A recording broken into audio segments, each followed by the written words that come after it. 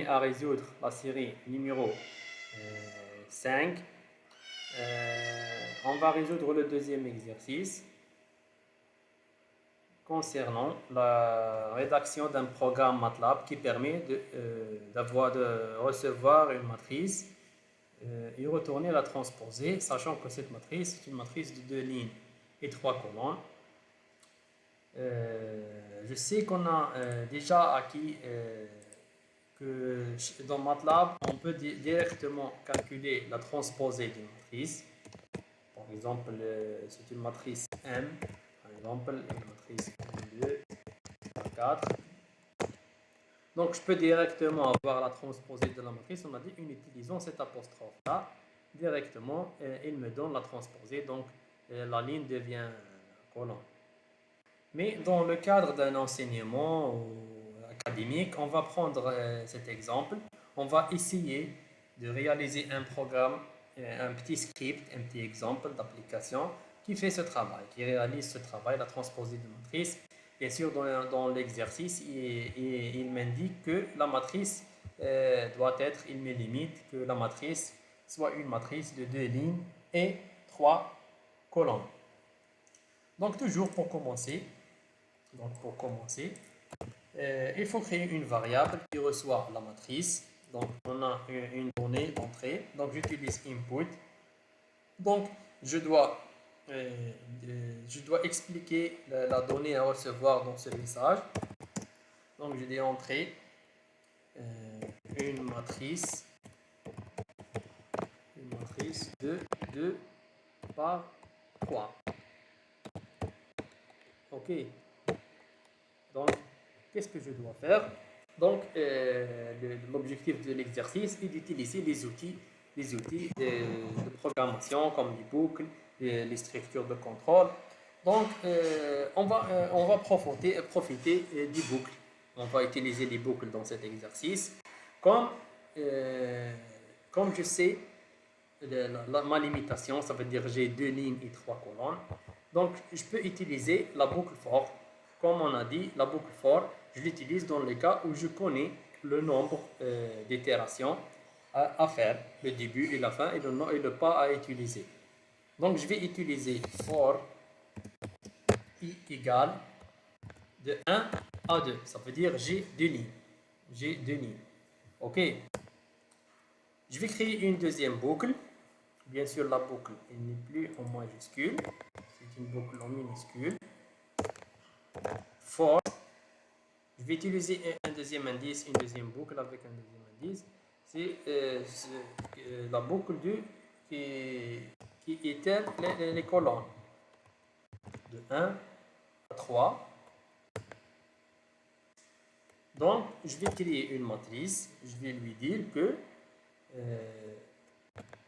la matrice AIG, donc la matrice recevée par l'utilisateur, c'est la matrice A. Quand je dis AIG, ça veut dire I, nombre de lignes, G, nombre de colonnes.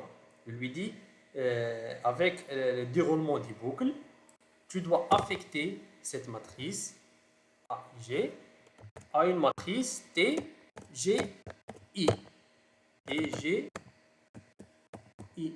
Ça veut dire la ligne, elle devient colonne. La ligne, elle devient colonne. Donc, je vais dérouler, par exemple, le programme. Donc, je reçois une matrice de 2 lignes et 3 colonnes. Donc, la première boucle va commencer. Quand je dis la première boucle va commencer, ça veut dire que j'ai ici, c'est la première instruction. On a dit que dans la programmation, le programme se déroule ligne par ligne, instruction par instruction.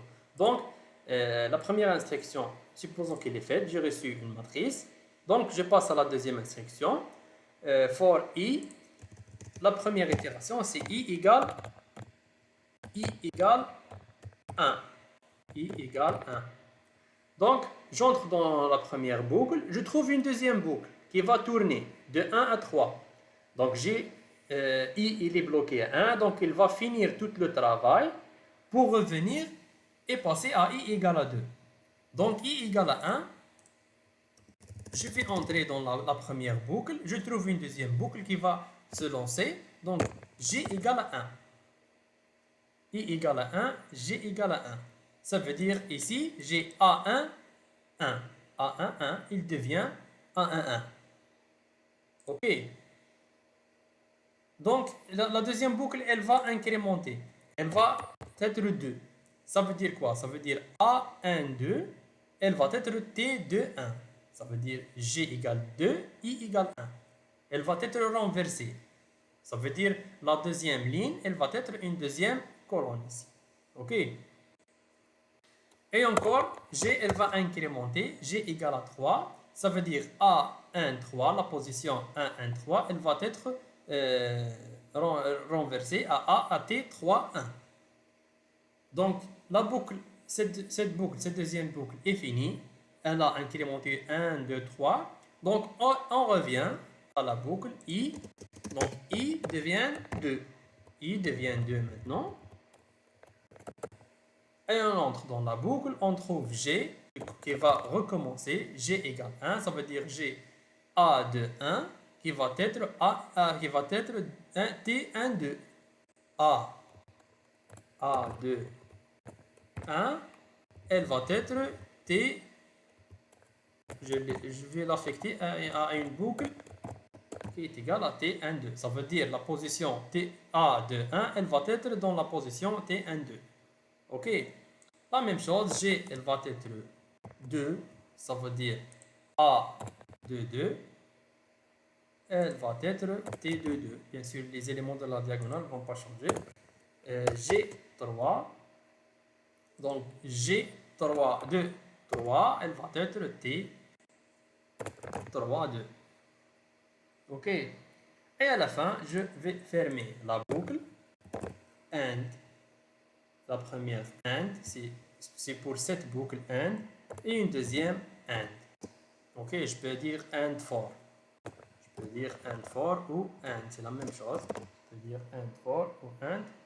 Et à la fin, qu'est-ce que je vais afficher? Je vais dire disp ou display la matrice T. La matrice T que j'ai créée ici. OK. Donc on va voir ça. On va voir ça dans Octave. Donc c'est EXO2. Donc j'ai écrit le code. J'ai écrit ce code. Donc A, input. Donc je reçois une matrice de 2 par 3. Donc for I de 1 à 2. Et la deuxième boucle, le deuxième indice, for J de 1 à 3 parce que j'ai 3 colonnes. Donc, elle va dérouler les deux indices, les deux boucles. Donc, chaque position, elle va être inversée. La position, par exemple, de 1, 2, elle va être de 1.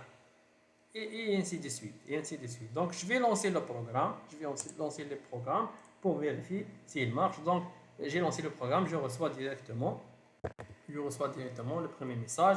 Donc, je vais entrer une matrice 1, 4, 5 de 2 lignes.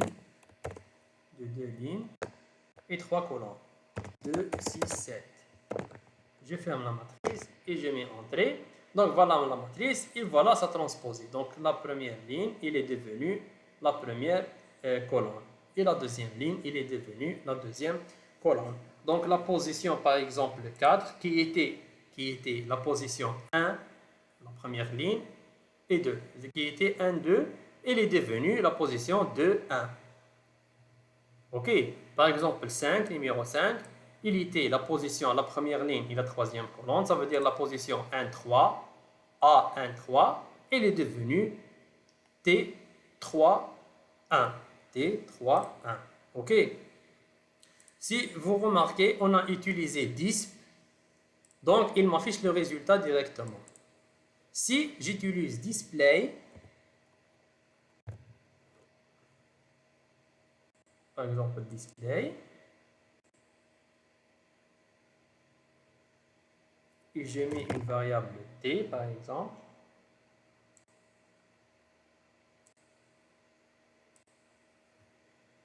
donc 1, 4, 5, 6, 7, 8. Donc, elle va me répondre t égale T égale, la première ligne elle est devenue une colonne et ainsi de suite. Donc il ne va pas me donner directement le résultat, il va me déclarer la variable avec le résultat. Donc pour n'importe quelle question, bien sûr, vous pouvez me la poser sur le forum ou en classe ou selon un email. Et merci pour votre attention.